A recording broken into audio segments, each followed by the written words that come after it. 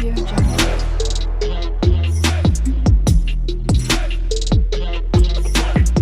Audio Jungle.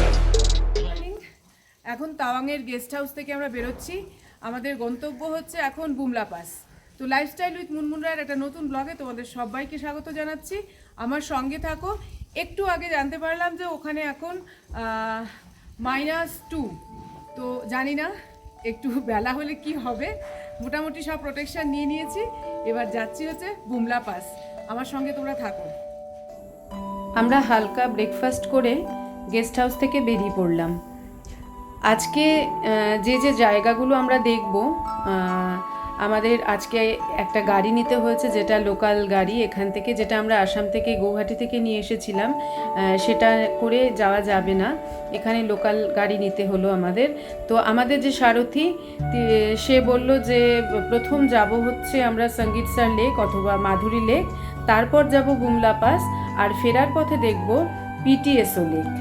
আর অরুণাচল প্রদেশের রাস্তা এবং প্রাকৃতিক দৃশ্য সত্যি অসাধারণ। মনে হচ্ছে যেন আমরা স্বর্গের রাজ্যে ঘুরে বেড়াচ্ছি।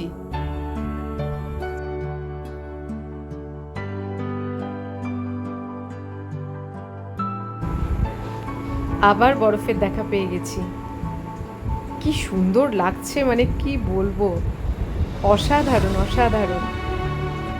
পুরো চারদিকটা পুরো বরফে ঘেরা, মাঝখান দিয়ে আমরা যাচ্ছি, অসাধারণ লাগছে। মেঘলা হয়ে আছে, অল্প অল্প বৃষ্টি পড়ছে, আর এইরকম একটা রাস্তা দিয়ে এখন সামনের দিকে এগোচ্ছে। দুর্দান্ত লাগছে, তোমরা দেখতে থাকো।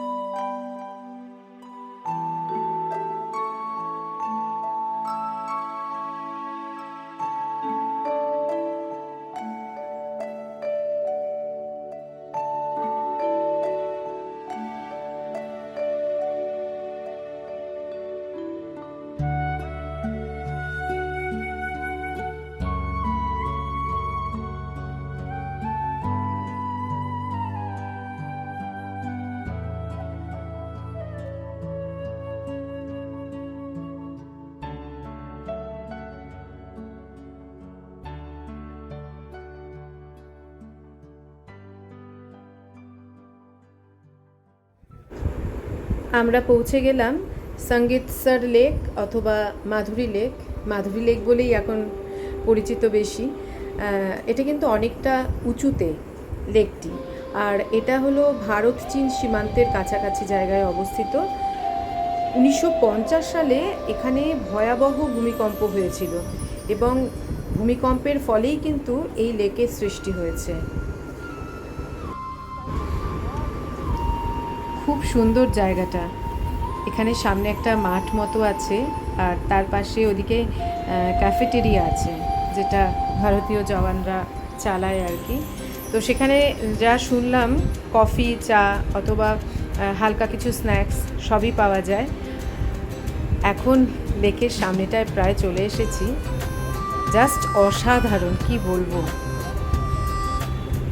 দেখো তোমরা, মানে দুপাশে উঁচু পাহাড়, তার মাঝখানে স্বচ্ছ কাঁচের মতো জল, আর এখানটায় হাওয়া দিচ্ছে এখন, খুব ঠান্ডা লাগছে, অসাধারণ।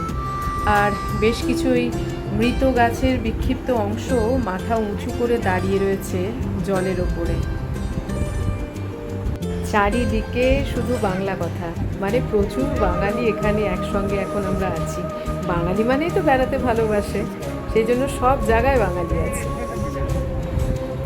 এই জায়গাটা দেখেই কিন্তু মনে পড়ে যাচ্ছে যে বলিউডের সেই কোয়লা ছবিতে মাধুরী দীক্ষিত ডান্স করেছিলেন, এই জায়গাটাতেই শুটিং হয়েছিল।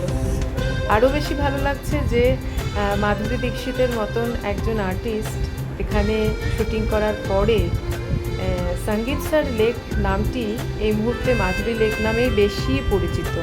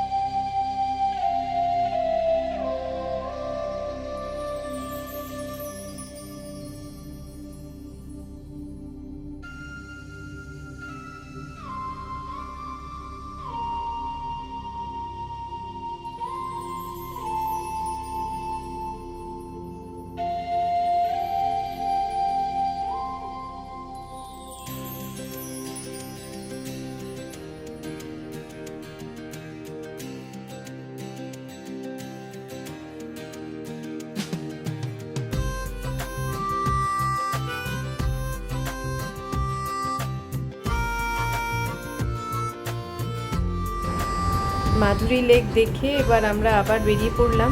এবার সোজা বুমলা পাসে যাব।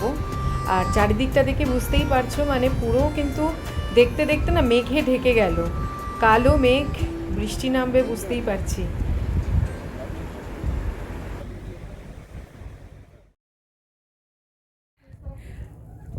এতটা ভাবতে পারিনি আমরা বুমলা পাসে এসে পৌঁছেছি।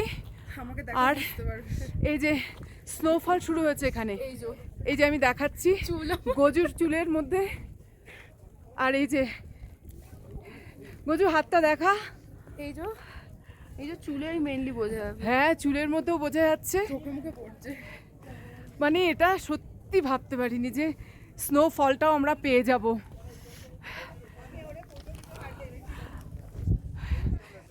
এখানে খুব বেশি ভিডিও নেওয়া যাবে না, তার কারণটা হচ্ছে এটা তো চীনের বর্ডার এবং আমরা কিছুক্ষণের মধ্যেই বর্ডারের দিকে যাব।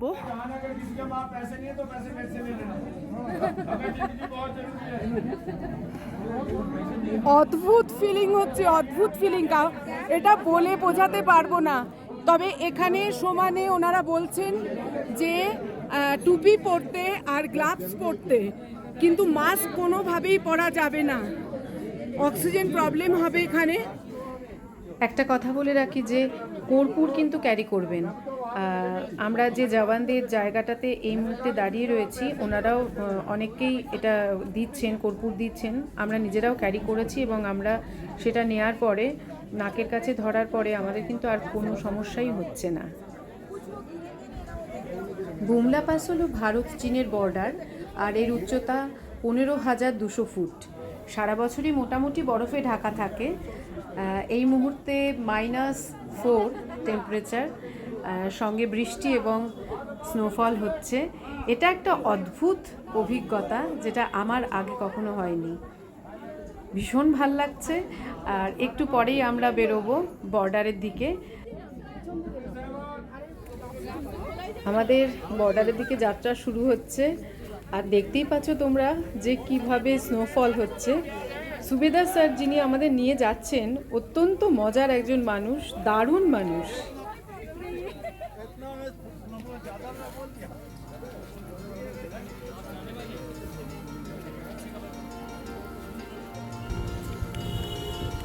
অসাধারণ এক অভিজ্ঞতা নিয়ে ফিরে এলাম বর্ডার থেকে। সুবেদার স্যার যিনি আমাদের সঙ্গে করে নিয়ে গেলেন বর্ডারে, তিনি ওখানে গিয়ে একটা স্পিচ দিলেন। সত্যি বলছি, সেই মুহূর্তে মনে হচ্ছিল যে আমরা আমাদের দেশের সত্যিকারের হিরোদের দেখছি। আমরা যারা ওখানে সুবেদার স্যারকে ঘিরে গোল করে দাঁড়িয়েছিলাম, প্রত্যেকের চোখের কোণেই কিন্তু জল চলে এসেছিল। শেষে উনি যেটা বললেন সেটা তো ভাবাই যায় না। উনি বললেন যে আপনাদের কোনো ভয় নেই, প্রত্যেকটি বর্ডারে আমরা জেগে আছি, আপনারা নিশ্চিন্তে থাকুন।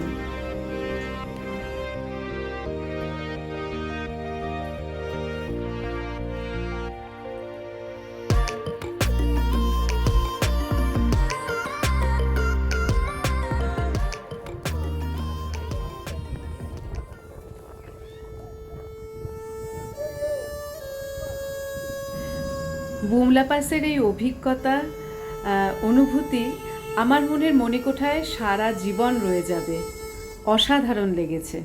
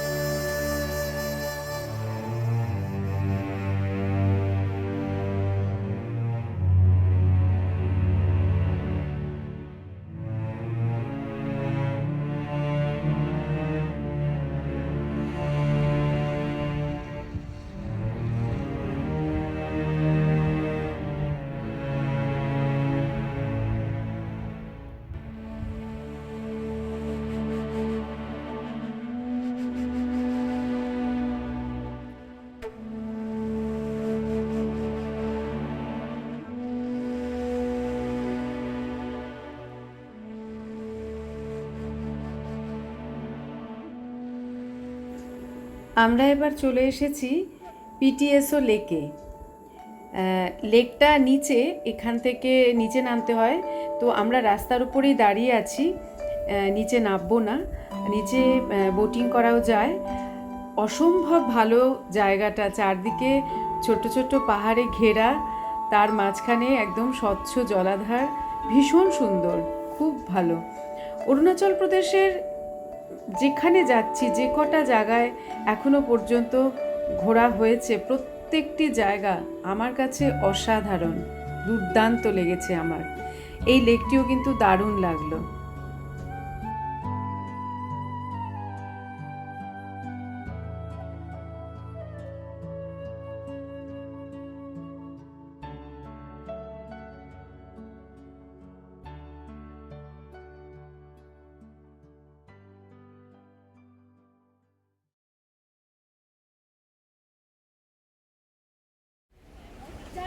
সাইট সিন করে ফিরে এলাম দলমা খামসার হোমস্টে, যেখানে আমরা তাওয়াংয়ে আছি সেখানে।